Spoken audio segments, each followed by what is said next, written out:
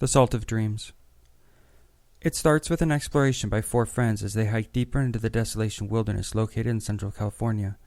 They have left the well-traveled paths behind them, and in front of them stretches an expanse of wilderness with almost no trails. Partially this is because there are few such as they who would venture in this far, and partially because the smooth granite upon which they trod is resistant to such lasting alterations. Their base camp is 2 miles or so behind them, and they make good progress over the hilly terrain, with few bushes or trees to hold them back. Upwards they climb, following a stream into a sparsely treed mountain ridge. Their maps are good, but why then is this stream not indicated? This they must be wondering about. Surely, either it is new or seasonal. They are curious and looking for an adventure, and so charting this stream will do for a day's diversion. While not seasoned hikers, they exhibit the adaptability and curiosity that is humans' trademark. A breeze whips up behind them, pushing on their backs, drawing them on. Rob is in the lead, his day pack slung easily over one broad shoulder. Behind him is his girlfriend Ivana. They look almost like they could be related, both tall, blonde, tanned, and athletic in that way that some lucky people are who don't have to work at it. Yet they were born half a world apart, and you would have to go back hundreds of generations before the families of these two would come together. Their blood is different too. Robert's is rich and earthy, having taken its tone from the Midwest soil upon which he was born. Ivana's is sour, and the iron in it has turned to rust. This is the mark she bears, passed down from her parents as a result of communism's failed experiment. Allison is next, and it is her spirit which bolsters the group and leads the friends on. She is happy and easygoing, like welcome sunshine on any stormy day. She is also what this generation would call mildly chubby or overweight, and what last generation would have called healthy. A few generations back, and she would have been the epitome of beauty. Her face has a natural warmth and a glow which she shares with all those near her. It is a shame, really, that in this time she would be encouraged to lose a few pounds. A sentiment never offered by her boyfriend Max, who loves her very much. Max is a beanpole. Tall and slender, he brings up the rear of the company, his back secure over both shoulders, the crosspiece in place. Everything has a place for Max, a place and a trajectory and an outcome that is as preordained as the movement of the planets, if only the rules could be as easily understood. Their blood is of joy and exactitude, and if combined would be like those pinnacle moments in human achievement, where a new understanding is made and the world becomes that much more orderly, and the solution is so elegant and so beautiful as to shock all those who come before, who would wonder how they had missed it. A funny race. Humankind is prone to growing and lurching surges forwards, followed by a lull leaf and a backslide. Like waves on an incoming tide, some would reach heights the rest wouldn't see in their lifetimes. But over time, rise they do. Presently, the four stop. The stream they are following comes to an end, or so it seems. They stop and look around and talk. Where does this water come from? It appears to come from the side of the mountain itself. There, before them, is an opening, and the water is coursing from it, rushing out. Above that water, the opening continues upwards in a raggedly broken way, and through this space comes a sucking sound, as if the air around them is being sucked into the rock to replace the water coming out, or as if the rock itself is breathing, smelling. They talk some more, these monkeys with the clever tongues. Then the tallest one, Max by name, undoes his pack, and from it pulls a torch with a metal body, glass lens, and a bulb inside providing the light to be cast out. This he aims through the yawning gap to peer deeper in. The shadows flee from the light as shadows are wont to do. These shadows draw back into the rock, sucking in and withdrawing like they rode on the incoming breeze. Again the four converse, and then Rob also withdraws his pack. Then, removing his shoes, he steps into the frigid stream.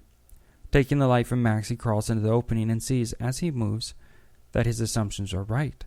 The stream pours forth from a natural cave, which opens up before him. As he swings the light around, he chases the shadows to and fro. Deeper he goes before calling out in excitement. What is this strange and interesting place? How far back does it go? Could they be the first to ever find it? No, they are neither the first to express this interest, nor the first to enter. One by one they take off their shoes, stowing them in their day packs, and slip into the stream and the open abyss. There follows a series of splashing as the remaining three follow him in. Ivana comes from a long line of suffering, from people who know that darkness holds not adventure, but cold and death. But she follows. She chooses to ignore her instincts. The water is cold, but the day is warm, and a comfortable heat comes from deeper within the cavern, and the group is wearing shorts and t-shirts. Inside they regroup and find they have only one light between them. They huddle close as they shake off the water from their skin. Ivana takes off her shirt, revealing a slimness and tautness of muscle in her abdomen and a confidence in her appearance. Strapped around her bosom is a singular garment, pulled tight across the breasts and back, revealing little, completely utilitarian. This shirt they pass around to use as a towel. But wait, is that envy in Allison's eyes? Surely one with such an inner glow is above such petty things. The wet shirt is draped over a day pack to dry as they continue to prepare. They put back on their shoes and talk little.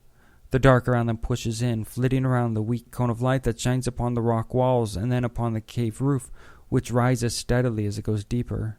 Odd, they must know, Max especially, how the cavern narrows down to the opening for the water. How unnatural. How odd indeed. Max is unsettled by this. He must be, but curiosity drives him on. Prepared, they move on, now following along the banks of the odd underground stream, the slippery rock on either side glistening in the dim cast beam.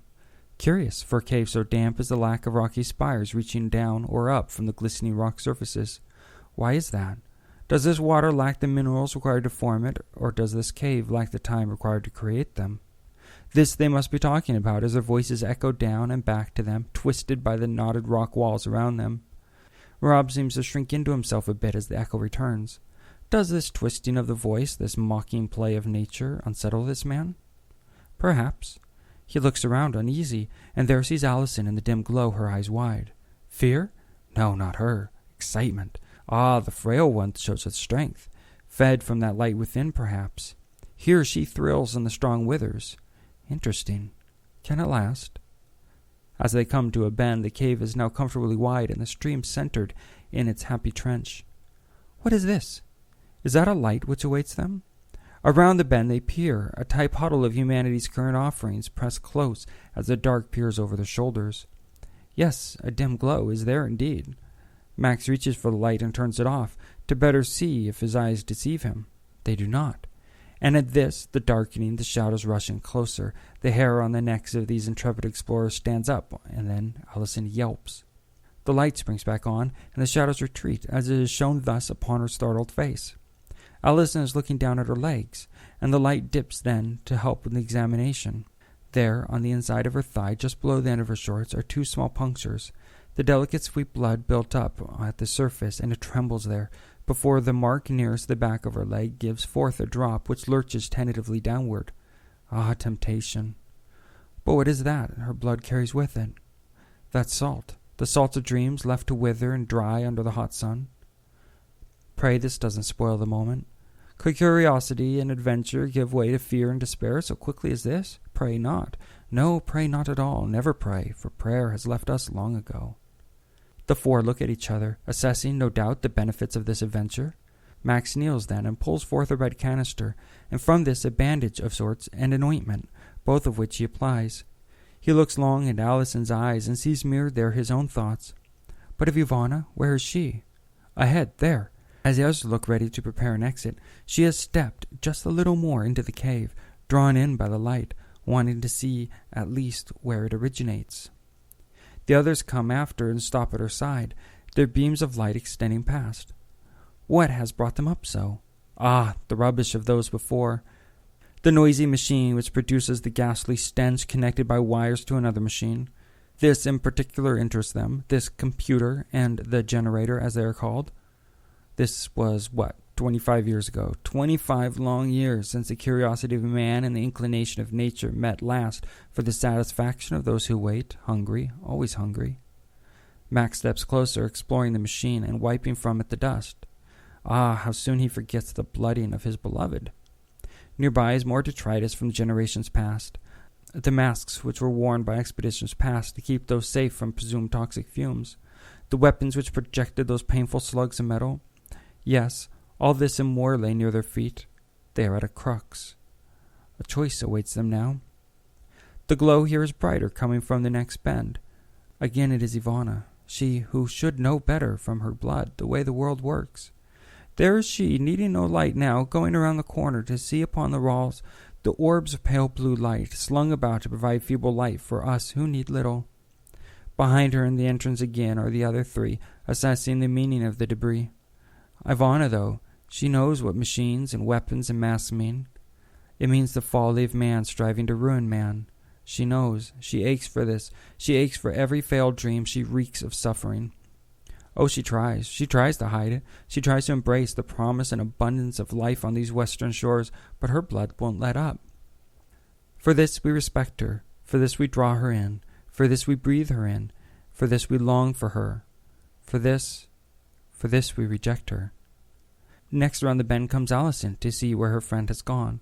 Her care for Ivana overcoming her envy, if that's what it was. We breathe her in as she stands next to Ivana now, looking both at the orbs of light and at that which they reveal with newfound eyes. Her inner light flickers, flashes once, twice, and dies. Her head she lowers, her spirit broken. In front of her are the scattered bones of those before. Why does she not investigate? Why does she not run? How does she not fear? For she does not. She only reaches out and grasps stunned Ivana's hand. She is resigned. Affront. That glow, that light, she feels it daily. With great internal effort she fuels her light. Society has rejected her. Society has scorned her for that which she has no control. We sense the rejection she holds deep. We sense her pain. And her blood, which was thought to be so sweet, like sunlight on a bright day, instead turns to darkness. She is broken now. And for what? We have not even begun to approach, but she feels it. Her strong bones, her strong stance, her muscles, far surpassing Ivana's, not enough now. Ivana is no racehorse bred for speed. She is a thin-boned horse which plods over broken soil. But here is Allison, who would be like a great strong horse, able to buck and pull. But who needs the strength and health of a horse in this time of machines, let alone the strength of man, let alone the strength of a woman, long thought inferior by these clever monkeys? The orbs of light, the globes we dim with but a thought. Within the darkness we approach. We wrap our cold limbs around them, and they give but barely a sigh. Ivana and Allison we take deeper into our cavern, borne up on our arms, which have the strength no mortal could know. We place them into a rough-hewn chamber, a chamber of darkness, and we breathe in. We gently touch, and we feel. Ah, mortality! Ah, life! Ah, love! The blood of these has soured, has turned to ash. One was born to suffer, the other born too late. From another chamber come the screams, Max and Rob, giving of themselves to satisfy our lust, our need, our hunger. They groan, they scream, they moan, they gasp, they cry, they make all the pitiful noises one would expect. We take our turn with them, some watching over the women, while others enjoy the men and all they have to offer. We enjoy their fluids, we drink it all, that which they give willingly and that which they hold back. Over time their bones will join the others, and we will retreat again into our eternal darkness of hunger, lust, desire, and need. Their fleeting pain is nothing, but it is all they have, and we respect that. We look again to the women to decide next their fate. There they are, sitting on the oily rock floor, waiting what they feel is their due. But they are wrong. They feel it is inevitable. They felt that their history and their culture leave but one truth, the destruction of their souls to the eternal hunger and satisfaction of the stronger forces around them. And here they are, surrounded by strength they could hardly know. So thus their destruction is inevitable, no? No, not this day. Not now will we play into this. Society and history has brought us 2 already dead. What need have we for 2 more dead amongst us who have been dying for so long? We wrap them in arms again, and again they shudder but struggle not a hair. Up we lead them, of joined mind, of determined mind, we lead them up and out. Face the sun again, our children of sorrow and suffering.